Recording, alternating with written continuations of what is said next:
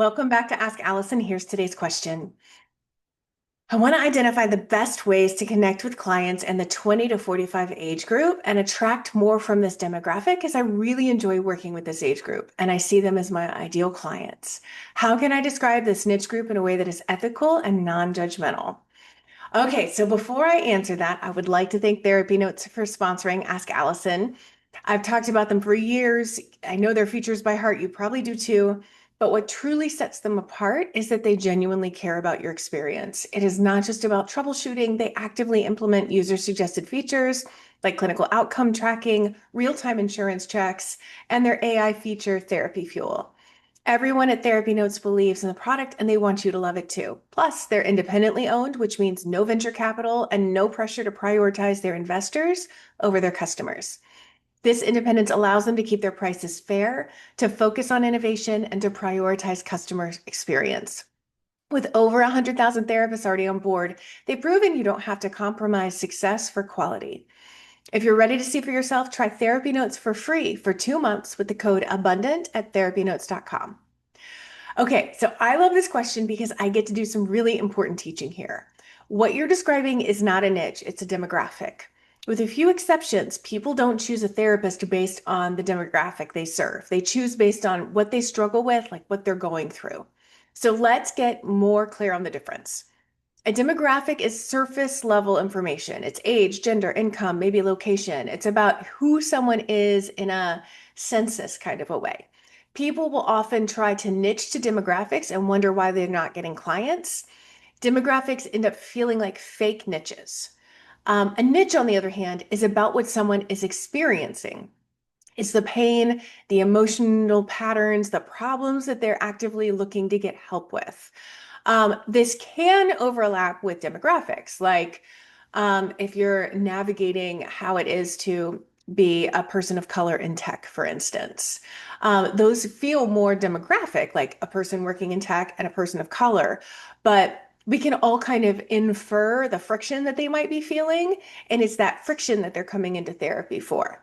So when we're talking about niching down for your practice, what you really want to clarify is what emotional experiences are you drawn to helping with? What kinds of struggles do you feel confident supporting? Like know what's outside your scope. What patterns do your favorite clients tend to share? So if you focus on those things, the right demographic tends to flow naturally from that niche. And here's the thing, clients don't wake up and think, you know what? I need a therapist who works with 30 somethings. They wake up and they think, I can't keep living like this. I'm exhausted. I'm overthinking everything. My relationships are falling apart.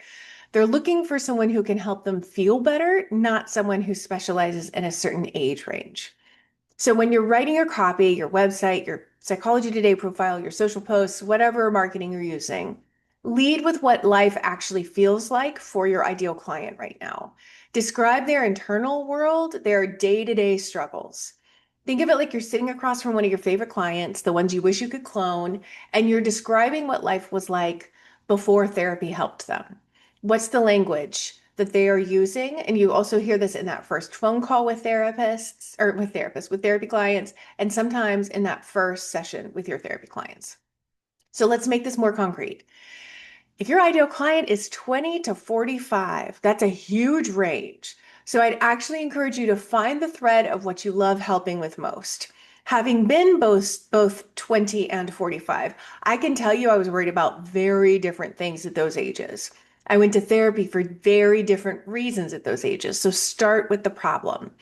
For this age group, that could be navigating early or mid-career decisions. It could be starting or ending serious relationships. It could be deciding whether to have kids or realizing you don't want them. It could be struggling with infertility. It could be parental struggles, anxiety, depression, low self-esteem, dealing with burnout, perfectionism, identity crises, sandwich generation stuff, figuring out boundaries with their parents as adults. It could be grief and loss.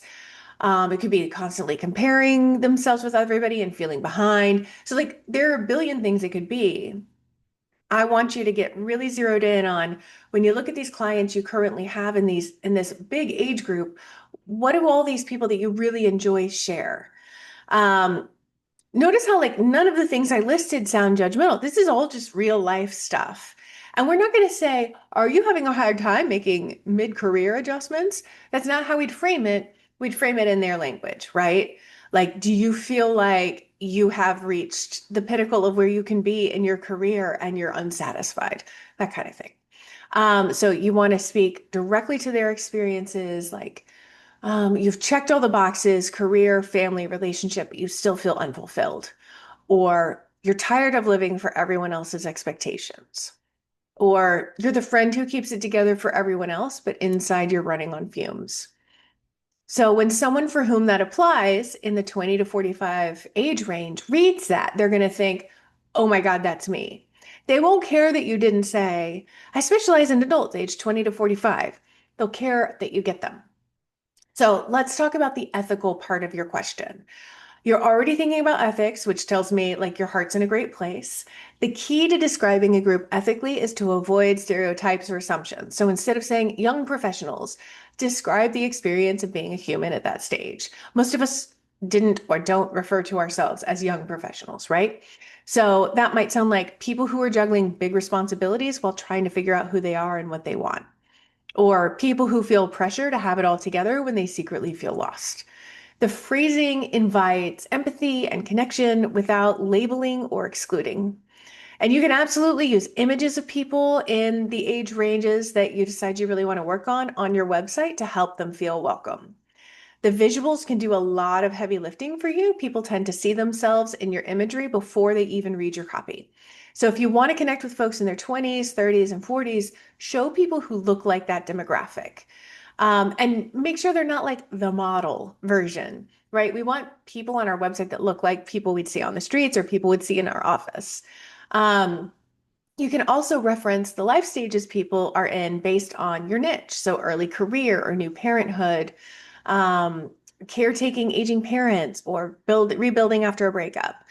That's the subtle way you signal, hey, I get people like you without ever having to say it outright. And here's a marketing secret that applies to therapists too. Demographics tell you who they are, but psychographics tell you why they chose you. So psychographics are about their mindset, their values, their emotional world, not just their age. Do they crave meaning? Do they hate disappointing people? Are they trying to look successful while quietly burning out? When you describe those experiences, you're going to connect with your ideal age group automatically because you're connecting at the level of story, not statistics. So, to wrap it up, you don't need to say you specialize in 20 to 45-year-olds. You just need to describe what that season of life feels like while they're struggling with what brings them to therapy. Lead with empathy, use language that reflects their inner world, their language, not our clinical stuff. And let your imagery do the quiet signaling. And that's how you attract the people you love working with, ethically, naturally, effectively. If you want more help identifying your niche, my Know Your Niche course, it's only $27. I'm going to link that in the show notes and on the podcast. If you're on social, you can DM me the word niche and I'll send the link. Today's free worksheet is the ideal client worksheet. You'd mentioned your ideal client is age 20 to 45. Your ideal client is one person. And this worksheet helps you define that one person, which makes uh, your marketing 1,000 times easier, basically. Once you've established your niche, you've got to do that part first. The ideal client is really going to make all this marketing so much easier. So you can DM me the word sheets and I'll get that to you. And it's linked in the show notes of the pod. All right, y'all. I'll talk to you later.